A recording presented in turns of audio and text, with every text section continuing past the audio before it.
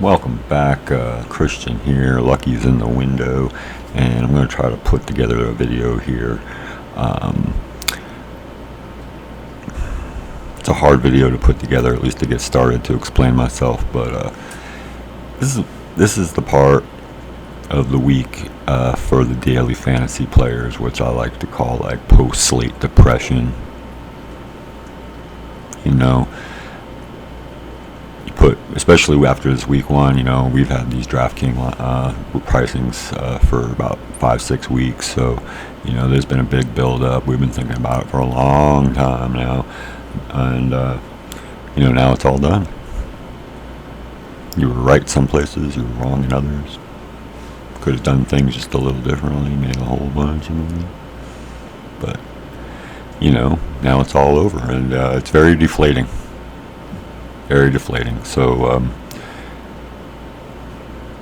now that we're officially in the process, the week-to-week process of DFS, I think it's important to mention that this is the time where you really want to back off the gas. You don't want to think about this stuff too much at all. I highly recommend avoiding watching ESPN and Fox Sports and all these things. Not that they're horrible people or whatever, they may be, who knows. But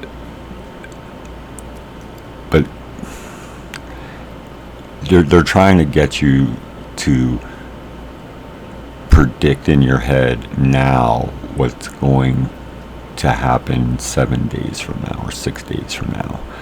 And it's, generally speaking, a giant setup.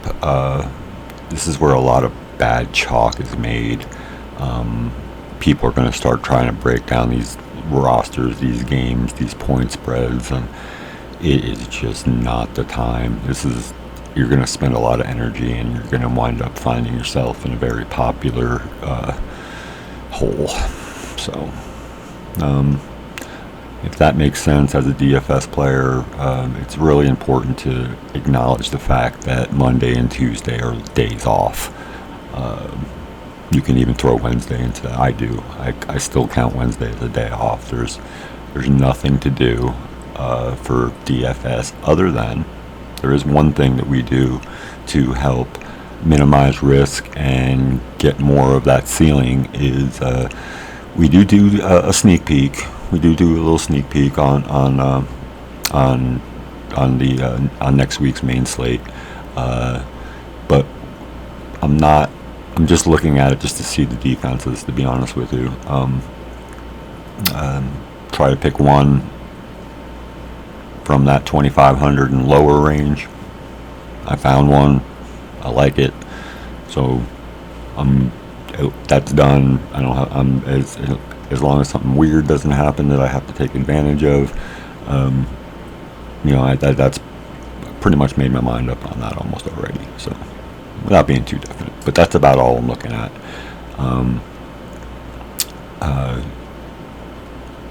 But where we do help minimize the risk, optimize the ceilings, is we start. This is where I start booking games, booking contests.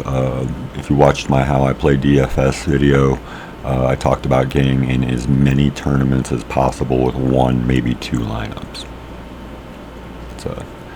And as contests are already available for the main slate.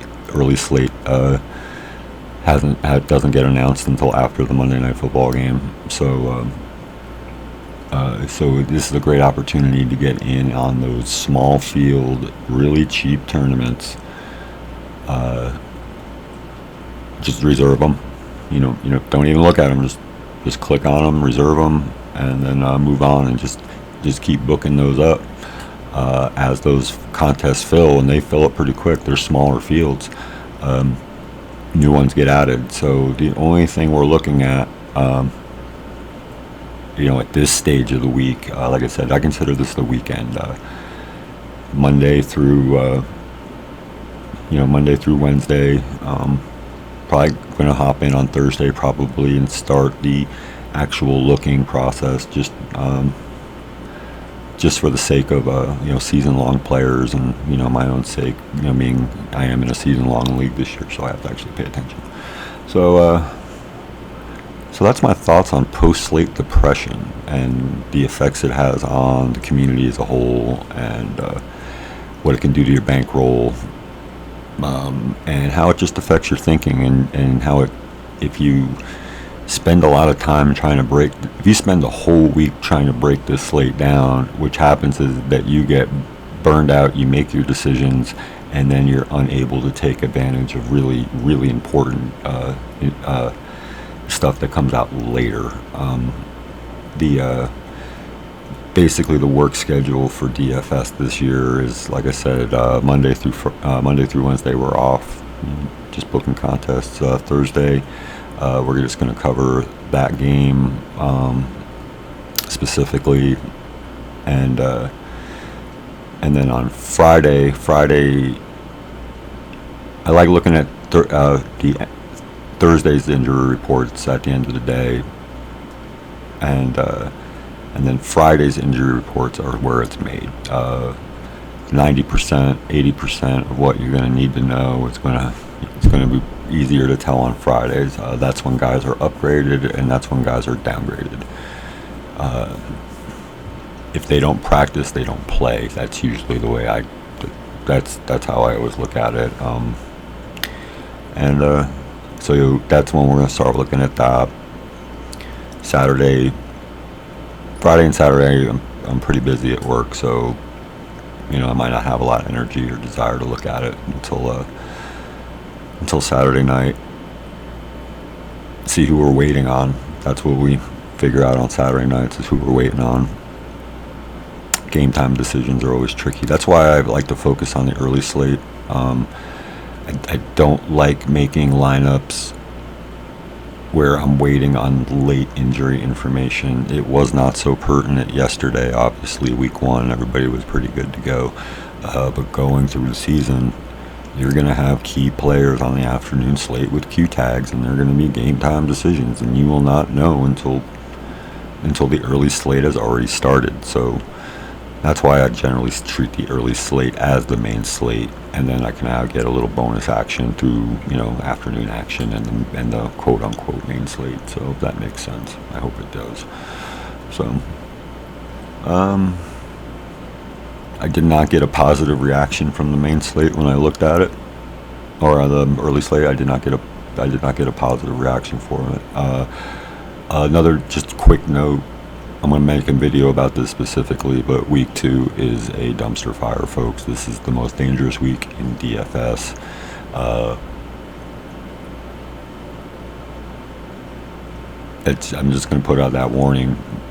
That's why we're taking the weekend. We're not even going to start thinking about this motherfucker until we get much closer to actual game time, because week 2. You're going to see some low scores. You're going to see some pretty low scores next week. Yesterday's were okay. Next week, I'm calling it.